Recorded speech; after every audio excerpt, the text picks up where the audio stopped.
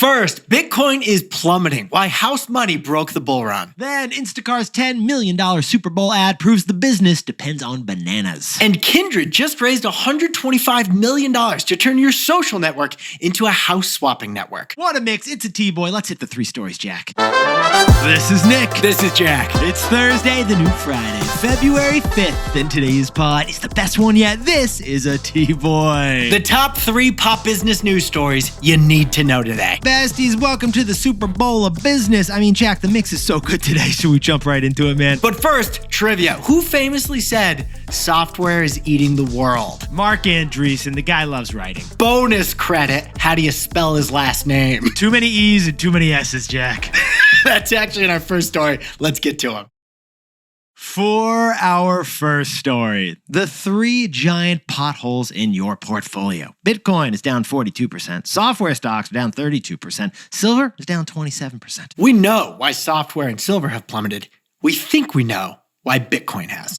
Yetis, the S&P 500, the index tracking the 500 biggest stocks in America. It is the workhorse index, baby. And it's just 1.5% off its all-time highs. That's right. The S&P 500, it basically measures the stock market overall, and it's living its best life right now. Thanks to AI, the S&P 500 has nearly doubled since 2023. But here's the awkward contrast. Bitcoin, on the other hand, has been falling since October. And with it, crypto stocks have been falling too. Coinbase and Robinhood, they're down big. And we'll explain all that in the takeaway in just like 2 minutes. But in the meantime, Jack, first, can we talk about the SaaS apocalypse? Software as a service, or SaaS stocks, have had their worst week since Y2K. Now, let's sprinkle on some context here, Yetis. Back in 2011, Mark Andreessen, the legendary venture capitalist, wrote a blog post entitled, "Software is Eating the World." It references a dozen stocks that have more than 10x'd since he published that blog post, mostly SaaS companies. But in 2026,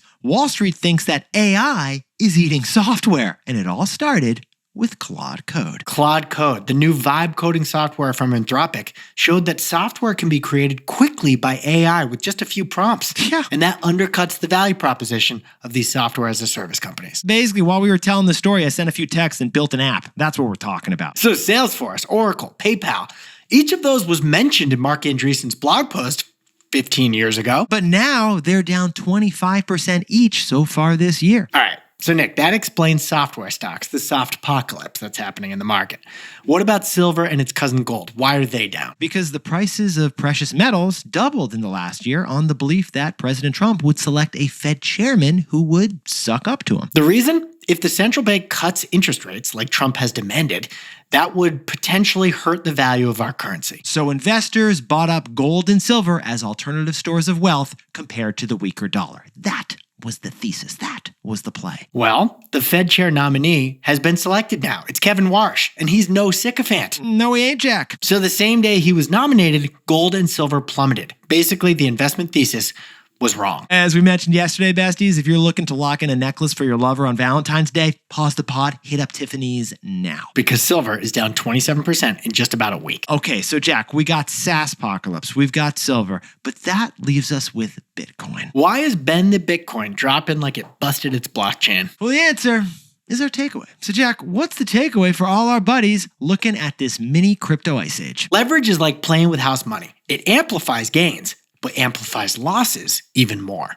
Yetis, Bitcoin prices, they rose, and Bitcoin criminals got pardoned in President Trump's first year. That's why Bitcoin hit a price all-time high of $124,000. But that huge Trump bump of crypto has been erased. Bitcoin is at $73,000 right now. That's lower than the day before the election when Trump got elected. Yetis, Bitcoin prices rose, and Bitcoin criminals got pardoned in President Trump's first year. Bitcoin was all-time high to $124,000. But that huge Trump bump of Bitcoin has been completely erased. At $73,000 right now, Bitcoin is lower than the day before Trump got elected. And since Bitcoin is decentralized, there's no data to explain movements like we got for stocks, so they're just theories out there. And here's our theory. The reason Bitcoin is down so much is leverage. Leverage. AKA investing with someone else's money. Get this. There are platforms that let you buy $100 worth of Bitcoin with just $1 of your own money. That is huge leverage. 100x leverage, it's something that only got created for the crypto market. Driven by animal instincts, people were borrowing money to buy Bitcoin last year, driving prices up even more. And they enjoyed huge returns. But it created a bubble that inflated so big because of these leveraged loans, it was bound to pop. And when your leveraged loans bet goes negative and your losses explode, that forces panic selling. And panic selling begets more panic selling from other leveraged Bitcoin investors. And after 5 months of cascading sale orders, Bitcoin is down to 73K. We hope this is the bottom, but nobody knows. It's leverage. Betting with house money amplifies gains, but amplifies losses even more. For our second story, the one Super Bowl ad everyone is going to be talking about is Instacart. Because Instacart realized that one product, the humble banana, is the key to winning its entire industry. Now, Yetis, earlier this week, we did a whole story on the anatomy of a Super Bowl ad. And we actually got tagged in like a bunch of LinkedIn posts about that one, Jack. A lot of people loved it. Because NBC charges $10 million for those 30 seconds, but the real cost to the brand is more like $30 million. And besties, the most hyped Super Bowl commercial before this year's big game? Well, it involves Benson Boone, Ben Stiller, and a banana. You see, brands like to post their Super Bowl commercial a week early these days to drive hype and make sure nothing's wrong with it that they didn't expect. They're checking the comments section during the week, making sure they're not getting canceled by the time the Super Bowl runs around. They're like, oh shoot, we should probably pull it from the Super Bowl because we didn't realize we offended those people. So these early Super Bowl ads have been preheating before the game, and this one from Instacart already racked up 3 million views on YouTube. Ben Stiller and Benson Boone are an 80s Europe dancing brotherly duo. And Ben Stiller is jealous of his younger Benson Boone's moves and vocals. They argue, they fight, they fall, and the whole thing basically goes bananas. Ben Stiller attempts multiple backflips. But pause the pod, Jack. I'm sorry, is that not the key? Because you want to share the trivia? You want to share the trivia with the Yetis? Well, guess what's the most ordered thing on Instacart? It's bananas. In fact, Instacart delivered 1.8 billion bananas last year, by far their most popular product. But bananas are also their most controversial product. Because when we dove in T-Boy style to the numbers, turns out Instacart customers have left 32 million notes on what kind of bananas they prefer. When it comes to a banana order, we're all micromanagers, apparently. Like, I'm having oatmeal tomorrow, so please only get us yellow bananas. I need to eat them now. Or you'll type into the Instacart, I'm traveling this weekend. Please grab me the greenest bananas on the shelf. All right, Jack, you know my famous banana bread. You know, if I'm making banana bread, I got to have those brown, mushy, disgusting, sugary, sweet bananas. So the banana is the hero product of Instacart. You didn't realize it. But ripeness for customers, that's a ritual. Because here's what we find fascinating. It's not just Instacart and it's not just bananas. Turns out food preferences are the biggest friction point in grocery delivery. If you check out Reddit right now, you'll find a number of conspiracy theories, actually, that grocery stores are intentionally kind of screwing delivery customers with the ripeness situation. Actually, the strategy kind of makes sense if you're a grocery store. That, you know, stores would use delivery orders to offload unpopular items that are not selling because you can't return them. And you've probably had this frustration when you've gotten groceries delivered before. Yeah, you got a grocery delivery with nearly expired milk or a bad cut of salmon or my personal pet peeve, not a big fan of, the avocado's as hard and as dark as a grenade. That's the grocery store foisting the product that in-person shoppers won't buy. And you should know this, besties, but Jack has had a drama with a bad chicken breast delivery that you still haven't recovered from. I ordered a whole chicken, which was 10 pounds, for like $30. You see what I'm talking about? Anyway, besties, that is why Instacart has built an entire feature around this banana snobbery pain point. It's called the produce picker. You can now choose your banana preferences with one tap of the button as you're ordering. Yellow, green, or brown, and that is what the Super Bowl ad is really getting at. That's why they hired Ben Stiller and told him to do backflips. Because interestingly, it turns out bananas, like diapers, are an anchor product. Whoever wins your banana order is going to win your whole shopping cart. So Jack, what's the takeaway for our buddies over at Instacart? The best way to grow is to retain. Yetis, here's the real surprise about this Super Bowl ad involving banana ripeness preferences. They're not speaking to potential Instacart customers in the commercial as much as they're speaking to existing customers. This begs the question, like, why drop $10 million on an ad for customers you already have the business of? Here's why, Nick. You can't scale a leaky boat. Exactly. The cheapest customer to win is the one you already have. You see, acquiring customers, that gets the headlines, but retaining them, that pays the bills. That's why Instacart is perfecting the humble 30-cent banana order. because the best way to grow is to retain. Now, a quick word from our sponsor. For our third and final story, Kindred is a home swapping concept. It's the movie The Holiday, but scaled Silicon Valley style. And they just raised $125 million to build what's basically the Hinge dating app, but for home swapping. Oh my God, if we're going to tell the story, let's start with our favorite musical icon, the one, the only, Hans Zimmer, Jack. Boom! Yes, known for his heavy-hitting sound effects that basically shake your living room and your entire neighborhood. Your subwoofer has never been the same. Well, the legendary musician Hans Zimmer also did the original score for The Holiday, a lovely Christmas rom-com. And what Cameron Diaz and Kate Winslet do in The Holiday, that's the business model of the subject of this story. Kindred. Exactly, because Kindred has signed up 300,000 humans for home swapping. Oh, it's a fraction of Airbnb, but wait till you hear the details. Every guest on Kindred must also be a host.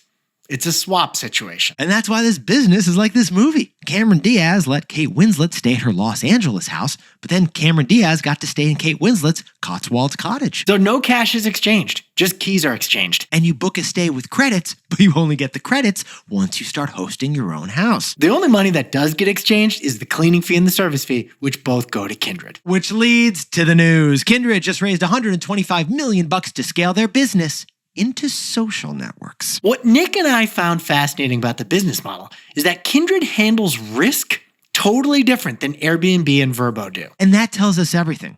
Because home swapping, it's different than short-term rentals like Airbnb and Vrbo, right, Jack? Same business, but different business model. But in each case, Nick, as a host myself, I can tell you, you want to have some security in case the guest causes some damage. For Airbnb and Vrbo, those platforms offer the host $1 million of insurance in case anything goes wrong, because so much could go wrong. It lets the host rest easy. Kindred, on the other hand, offers just $100,000 of insurance. So pause the pod, Jack. How are you getting way less insurance using Kindred? What does that signal to us about the product? It signals that there's trust on the Kindred platform, because accountability is actually built into the business model. Yeah, Yetis, think about this. Since the guests are also hosts, they're more likely to follow the golden rule. Like thou shalt not party the way you don't want partying done unto you. Yeah, I think that's what's in the 10 Commandments, Jack, actually. Thou shalt not throw a rager if rager shall not be thrown onto your apartment. Plus, the guests must meet the host over a video call before confirming the booking. So, you can't be anonymous. But the ultimate way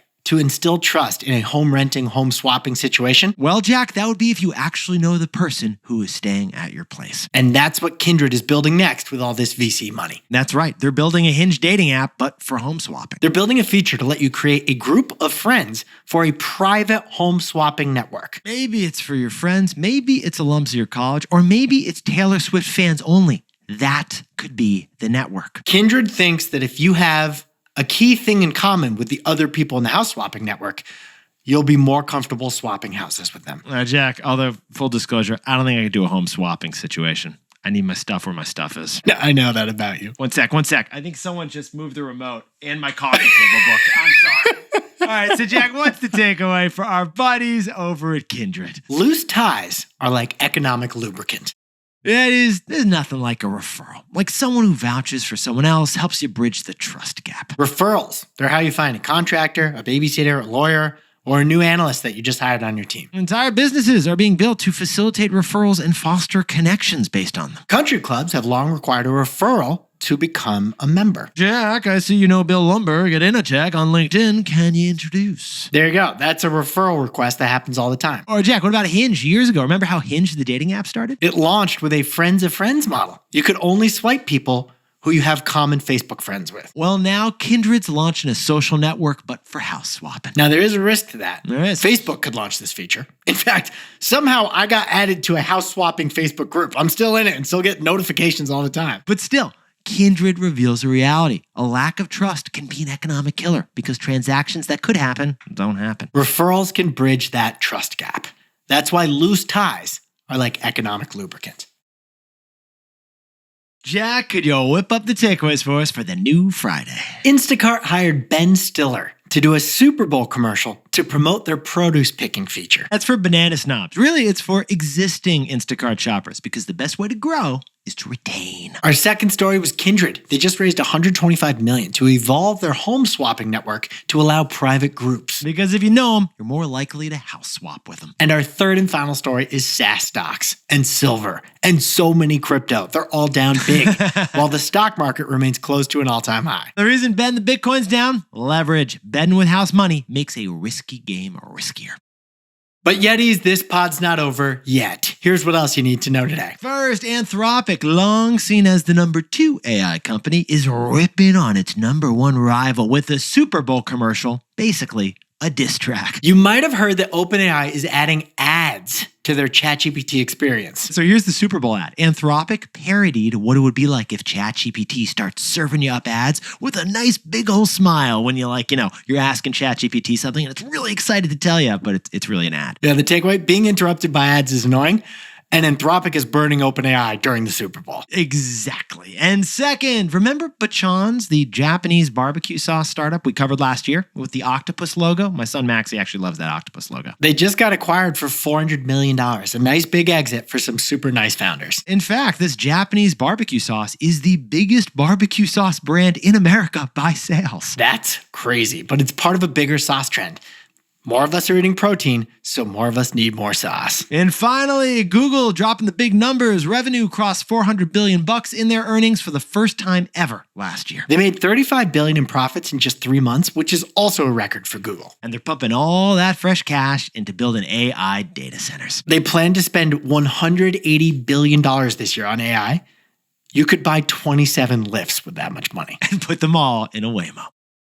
Now, time for the best fact yet. This one sent in by LJE from lovely San Diego, a 46-year-old dad with 3 kids in a Kia Carnival van. I think a Kia Carnival is borderline a minivan. It kind of looks like an SUV too. Might be perfect for Alex, to be honest. Well, yeah, here's the context. Yesterday, we did a whole story on minivan sales surging, driven by millennial dads. We also got dozens of comments encouraging me to get a minivan, even though our family's on the fence. Nobody who buys one regrets one, apparently. But Jack, where did the lovely minivan actually come from? The legendary car executive, Lee Iacocca. Yeah, he worked at Ford, and he had this minivan idea in his head, but the Ford team didn't like it, so he left and went to Chrysler. And in 1983, he launched the world's first ever minivan. The Dodge Caravan. But there were 3 keys in his head that had to be in the minivan. The minivan had to be low enough for a mom to be able to climb into easily. Their words. Small enough to still fit inside a garage. And bigger and cooler than a station wagon. And have 17,000 cup holders. Yetis, you look fantastic today. Jack, you are glowing over there. And by the way, the polls that we got on Spotify right now are neck and neck from the last 2 days. You ready for this? Mm-hmm. We asked the Yetis, martinis, shaken or stirred? Shaken is just beating stirred. Dude, the bartenders commented that stirred is actually the preferred way and that James Bond does it all wrong. Oh, and we also asked what should be the ticker symbol for SpaceX when it IPOs? What were the choices again? Triple X is beating quadruple X, although MARS is making a comeback. So we've got another poll going for today's show. Drop your votes on Spotify, and Jack and I will see you tomorrow.